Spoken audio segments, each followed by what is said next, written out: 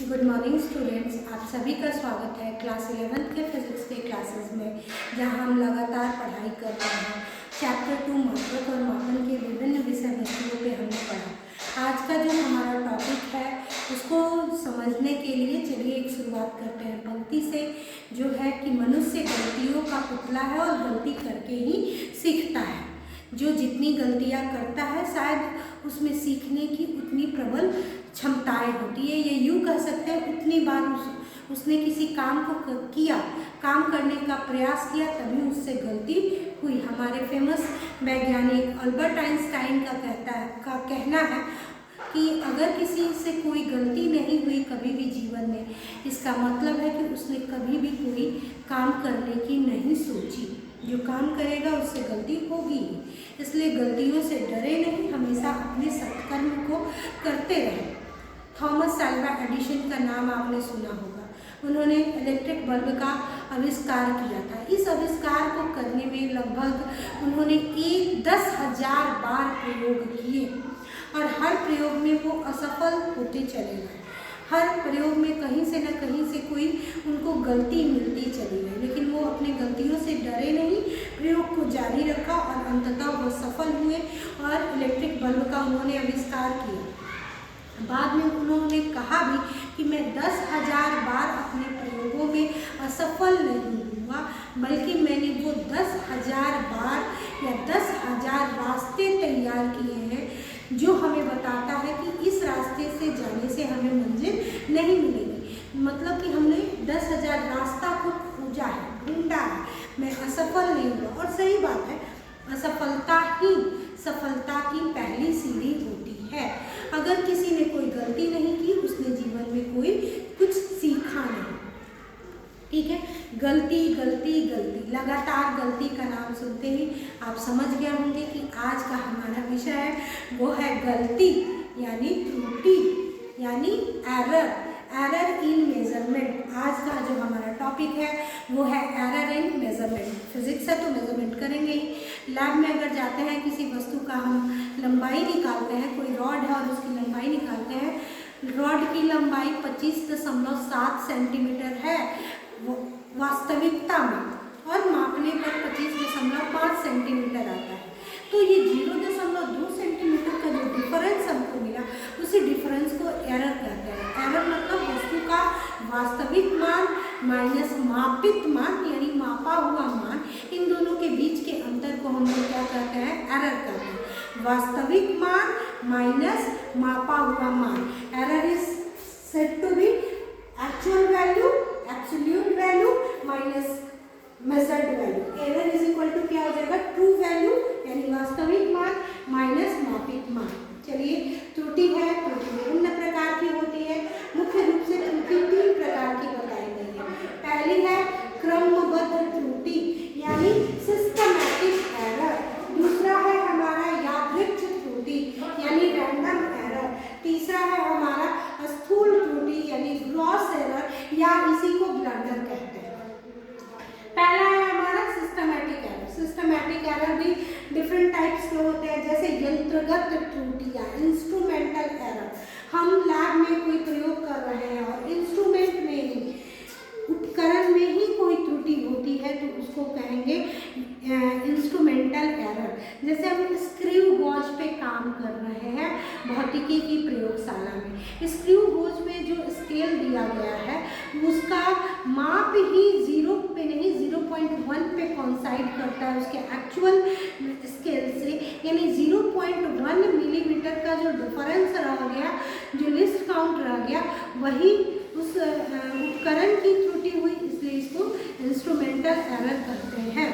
यंत्र में ही, उपकरण में ही त्रुटि रह जाना यंत्रगत त्रुटि यानी इंस्ट्रूमेंटल एरर कहा जाता है। दूसरा हमारा है बाह्य कारणों से त्रुटि या इसको इन्वायरमेंटल एरर भी कह सकते हैं। बाह्य कारणों से त्रुटि का मतलब है जो तापमान बढ़ने से, दाब बढ़ने से, वायुमंडलीय दाब बढ़ने से, जो विभिन्न कारणों से हमारे उपकरण को प्रभावित करता है, इसका अंदाज़ा आप लोग इस बात से लगा सकते हैं।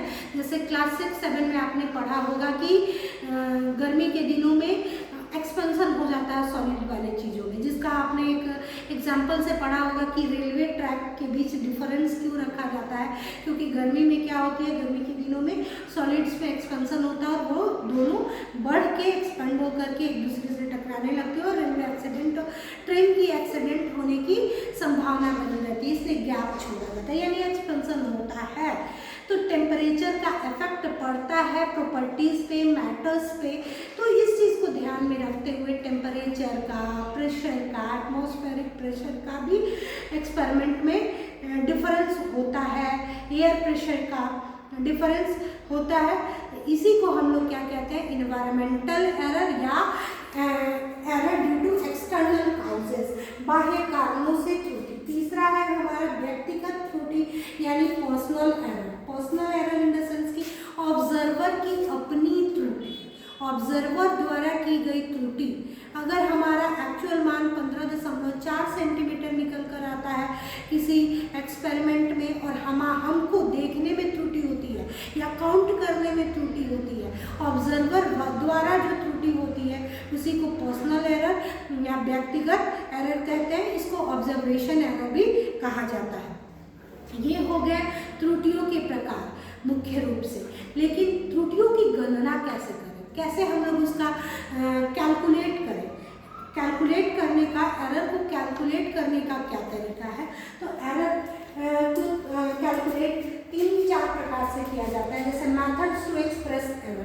पहला है हमारा निरपेक्ष त्रुटि यानी एब्सोल्यूट एरर, वास्तविक मान और मापित मान का जो अंतर है उसी को हम कहते हैं एब्सोल्यूट एरर। नाम से क्लियर है, एब्सोल्यूट यानी एग्जैक्टली इतना डिफरेंस निकल के आ रहा है। दूसरा है सापेक्ष त्रुटि, वो था निरपेक्ष त्रुटि, ये है सापेक्ष त्रुटि, इसको कहते हैं रिलेटिव एरर। रिलेटिव एरर यानी माध्य निरपेक्ष त्रुटि और माध्य मान का जो अनुपात है उसको हम कहते हैं रिलेटिव एरर यानी सापेक्ष त्रुटि।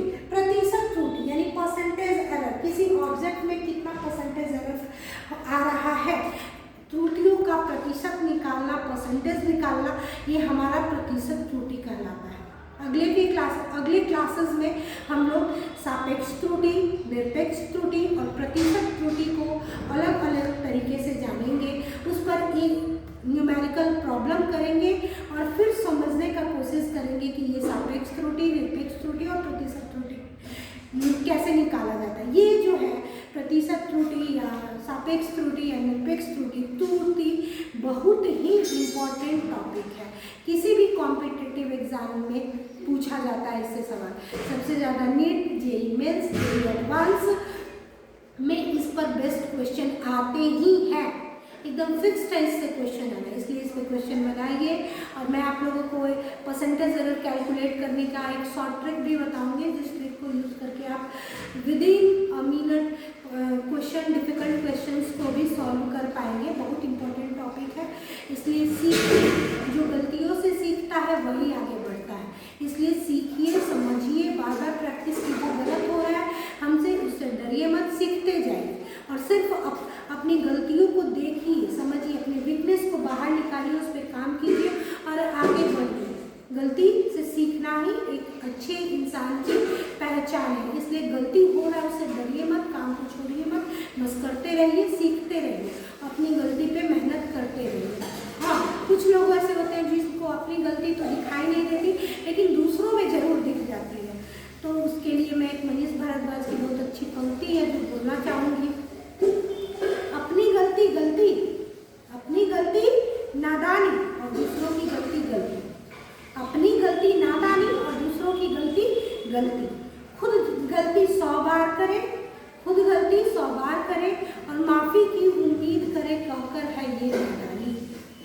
खुद गलती 100 बार करें और माफ़ी की उम्मीद करें कहकर ये नादानी, और दूसरों की एक ही गलती को कह दे है तुम्हारी गलती और तुम्हारा अवसर को खोना।